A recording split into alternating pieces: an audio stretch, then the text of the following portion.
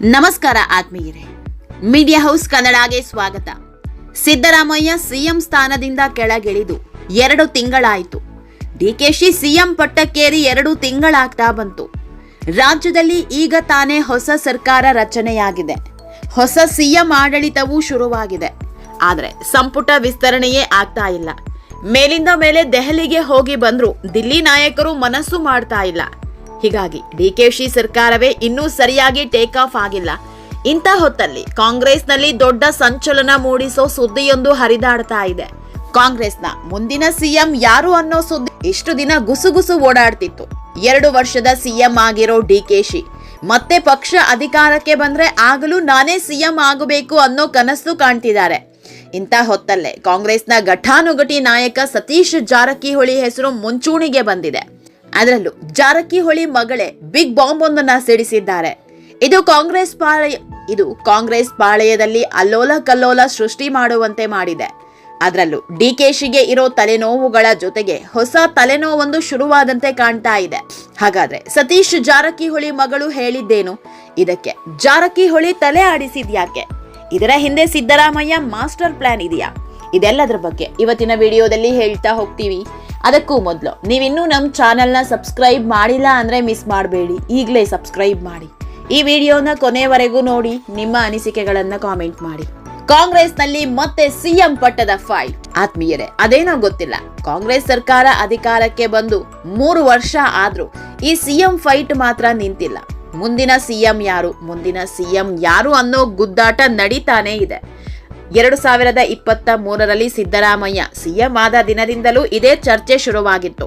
ಮುಂದಿನ ಸಿಎಂ ಡಿಕೆಶಿ. 2.5 ವರ್ಷದ ನಂತರ ಸಿದ್ದರಾಮಯ್ಯ ಕೆಳಗಿಳಿತಾರೆ, ಡಿಕೆಶಿಯೇ ಸಿಎಂ ಆಗ್ತಾರೆ ಅನ್ನೋ ದೊಡ್ಡ ಚರ್ಚೆ ಆಗ್ತಾ ಇತ್ತು. ಕಾಂಗ್ರೆಸ್ ಪಕ್ಷದಲ್ಲಿ ಬೇರೆ ವಿಷಯದ ಬಗ್ಗೆ ಚರ್ಚೆ ಆಗಿದ್ದಕ್ಕಿಂತ ಈ ಸಿಎಂ ವಿಷಯವಾಗಿ ಚರ್ಚೆ ಆಗಿದ್ದೇ ಜಾಸ್ತಿ.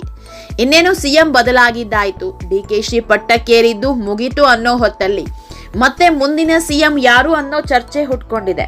ಮುಂದಿನ ವಿಧಾನಸಭಾ ಚುನಾವಣೆಗೆ ಇನ್ನೂ 2 ವರ್ಷ ಬಾಕಿ ಇದೆ. ಆದ್ರೆ ಈಗಲೇ ಕಾಂಗ್ರೆಸ್ನ ದೊಡ್ಡ ನಾಯಕರು ಟವೆಲ್ ಹಾಕ್ತಿದ್ದಾರೆ. ಸಿದ್ದರಾಮಯ್ಯ ಉತ್ತರಾಧಿಕಾರಿ, ಸಿದ್ದರಾಮಯ್ಯರ ನೀಲಿ ಕಣ್ಣಿನ ಹುಡುಗ ಅಂತ ಕರೆಯಿಸಿಕೊಳ್ತಿರೋ ಸತೀಶ್ ಜಾರಕಿಹೊಳಿ ಪುತ್ರಿ ಪ್ರಿಯಾಂಕಾ ಜಾರಕಿಹೊಳಿ ಇಂತಹದೊಂದು ಬಾಂಬ್ ಹಾಕಿದ್ದಾರೆ. ನಮ್ಮ ತಂದೆ 2028ಕ್ಕೆ ಕರ್ನಾಟಕದ ಸಿಎಂ ಆಗ್ತಾರೆ ಅಂತ ಭವಿಷ್ಯ ನುಡಿದಿದ್ದಾರೆ. ಆತ್ಮೀಯರೇ, 2-3 ದಿನದಿಂದ ಕಾಂಗ್ರೆಸ್ನಲ್ಲಿ ಡಿಸಿಎಂ ಹುದ್ದೆ ಬಗ್ಗೆ ದೊಡ್ಡ ಸುದ್ದಿ ಆಗ್ತಾ ಇದೆ. ಸಂಪುಟ ವಿಸ್ತರಣೆಯೇ ಸುದ್ದಿ ಆಗಿಲ್ಲ. ಅಷ್ಟರಲ್ಲಿ ಇನ್ನೆರಡು ಡಿಸಿಎಂ ಪಟ್ಟಕ್ಕೆ ಒತ್ತಡ ಹೋಗಿದೆ. ಅದರಲ್ಲೂ ಮಾಜಿ ಸಿಎಂ ಸಿದ್ದರಾಮಯ್ಯ ಅವರೇ ಒತ್ತಡ ಹೇರ್ತಿದ್ದಾರೆ ಅನ್ನೋ ಮಾತು ಕೇಳಿ ಬರ್ತಾ ಇದೆ. ಈ ಮೂಲಕ ಸಿಎಂ ಡಿಕೆಶಿ ಸುತ್ತ ಡಿಸಿಎಂ ಅನ್ನೋ ಸರ್ಪಕೋಟೆ ನಿರ್ಮಿಸೋಕೆ ಪ್ಲಾನ್ ನಡೀತಾ ಇದೆ ಅನ್ನೋ ಆರೋಪವೂ ಇದೆ. ಅದರಲ್ಲೂ ಸತೀಶ್ ಜಾರಕಿಹೊಳಿಯನ್ನ ಅಹಿಂದ ನಾಯಕರ ಪರವಾಗಿ ಡಿಸಿಎಂ ಮಾಡಬೇಕು ಅಂತ ಸಿದ್ದರಾಮಯ್ಯ ಅವರೇ ಡಿಮ್ಯಾಂಡ್ ಇಟ್ಟಿದ್ದಾರಂತೆ. ಹೀಗಾಗಿ ದಿಲ್ಲಿ ನಾಯಕರು ಇದನ್ನ ಪರಿಗಣಿಸದೆ ಇರೋದಕ್ಕೆ ಸಾಧ್ಯವೇ ಇಲ್ಲ. ಸತೀಶ್ ಜಾರಕಿಹೊಳಿ ಡಿಸಿಎಂ ಆಗೋದು 100ಕ್ಕೆ 100 ಸತ್ಯ.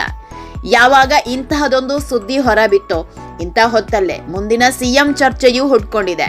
ಡಿಕೆಶಿ ಸದ್ಯಕ್ಕೆ 2 ವರ್ಷ ಸಿಎಂ ಆಗಬಹುದು, ಯಾಕಂದ್ರೆ ಅವರ ಸರ್ಕಾರಕ್ಕೆ ಇರೋ ಅವಧಿಯೇ ಅಷ್ಟು. ಆದ್ರೆ ಡಿಕೆಶಿ ಕನಸೇ ಬೇರೆ ಇದೆ. ಮುಂದಿನ ಚುನಾವಣೆಯಲ್ಲೂ ಕಾಂಗ್ರೆಸ್ ಪಕ್ಷವನ್ನ ಅಧಿಕಾರಕ್ಕೆ ತರಬೇಕು, ಆಗಲೂ ನಾನೇ ಸಿಎಂ ಆಗಬೇಕು ಅಂತ ಒಟ್ಟು 7 ವರ್ಷದ ಪ್ಲಾನ್ ಮಾಡ್ಕೊಳ್ತಿದ್ದಾರೆ. ಇಂಥ ಹೊತ್ತಲ್ಲೇ ಈಗ ಸತೀಶ್ ಜಾರಕಿಹೊಳಿ ಹೆಸರು ಮುನ್ನೆಲೆಗೆ ಬರೋದಕ್ಕೆ ಶುರುವಾಗಿದೆ. ಆತ್ಮೀಯರೇ, ಒಂದ್ ಕಡೆ ಡಿಸಿಎಂ ಹುದ್ದೆ ಸೃಷ್ಟಿಯಾಗ್ತಾ ಇದೆ, ಇನ್ನೊಂದ್ ಕಡೆ ಸಿಎಂ ಕೂಗು ಶುರುವಾಗಿದೆ. ಇದನ್ನೆಲ್ಲ ನೋಡ್ತಾ ಇದ್ರೆ ಮುಂದಿನ ಚುನಾವಣೆಗೆ ತಯಾರಿ ಅನ್ನಿಸ್ತಾ ಇದೆ. ಸತೀಶ್ರನ್ನ ಡಿಸಿಎಂ ಮಾಡಿದ್ರೆ ಮುಂದಿನ ಸಿಎಂ ಅಭ್ಯರ್ಥಿಗೆ ಸೂಕ್ತ ಅನ್ನೋ ಸಂದೇಶವನ್ನು ಕೊಟ್ಟಂತಾಗುತ್ತೆ. ಜೊತೆಗೆ ಸಮರ್ಥ ನಾಯಕ ಅನ್ನೋದನ್ನ ತೋರಿಸಿಕೊಳ್ಳೋದಿಕ್ಕೂ ಅವಕಾಶ ಸಿಕ್ಕಂತಾಗುತ್ತೆ. ಹೀಗಾಗಿಯೇ ಸಿಎಂ ಕೂಗಿನ ಹಿಂದೆ 10 ಅರ್ಥಗಳಿದೆಯಾ ಅನ್ನೋ ಚರ್ಚೆ ಹುಟ್ಕೊಂಡಿದೆ. ಇಂಟ್ರೆಸ್ಟಿಂಗ್ ಅಂದ್ರೆ ಸತೀಶ್ ಜಾರಕಿಹೊಳಿ ಮಗಳು ಕೂಡ ಕಾಂಗ್ರೆಸ್ ಪಕ್ಷದ ಒಂದು ಭಾಗ. ಹಾಗೆಲ್ಲ ಸುಮ್ಮನೆ ಹೇಳಿಕೆ ನೀಡೋದಿಕ್ಕಾಗಲ್ಲ, ಯಾಕಂದ್ರೆ ಕಾಂಗ್ರೆಸ್ನ ಸಂಸದೆ ಬೇರೆ.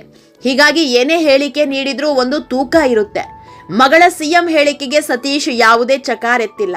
ನೋಡೋಣ, ಇನ್ನು 2 ವರ್ಷ ಸಮಯ ಇದೆ, ಮುಂದೆ ಏನಾಗುತ್ತೋ ಅಂದಿದ್ದಾರೆ. ಇಲ್ಲಿ ಇನ್ನೊಂದು ವಿಷಯವನ್ನ ನೆನಪಿಸಿಕೊಳ್ಳಬೇಕು. ಕೆಲ ದಿನಗಳ ಹಿಂದೆ ಇದೇ ಸತೀಶ್ ಜಾರಕಿಹೊಳಿ 2028ಕ್ಕೆ ನಾನು ಸಿಎಂ ಅಭ್ಯರ್ಥಿ ಅಂದಿದ್ರು. ಹೀಗಾಗಿ ಕಾಂಗ್ರೆಸ್ನಲ್ಲಿ ತೆರೆಮರೆಯ ಆಟ ಶುರುವಾದಂತೆ ಕಾಣ್ತಾ ಇದೆ. ಇತ್ತ ಡಿಕೆಶಿ ಸರ್ಕಾರ ಟೇಕ್ ಆಫ್ ಆಗ್ತಾ ಇಲ್ಲ, ಸರಿಯಾಗಿ ಸಂಪುಟ ವಿಸ್ತರಣೆಯೇ ಆಗ್ತಾ ಇಲ್ಲ. ಇನ್ನೊಂದ್ ಕಡೆ ಬರದಿಂದ ಜನ ಸಾಯ್ತಿದ್ದಾರೆ. ಜನರಿಗೆ ಧೈರ್ಯ ಹೇಳೋದಕ್ಕೆ ಸಚಿವರು ಇಲ್ಲ, ದಿಲ್ಲಿ ನಾಯಕರು ಕೂಡ ಇದರ ಬಗ್ಗೆ ತಲೆ ಕೆಡಿಸಿಕೊಳ್ತಿಲ್ಲ.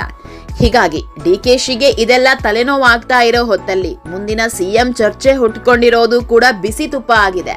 ಆತ್ಮೀಯರೇ, ಈ ವಿಡಿಯೋ ನಿಮಗೆ ಇಷ್ಟವಾದಲ್ಲಿ ಲೈಕ್ ಮಾಡಿ, ಶೇರ್ ಮಾಡಿ, ಕಾಮೆಂಟ್ ಮಾಡಿ.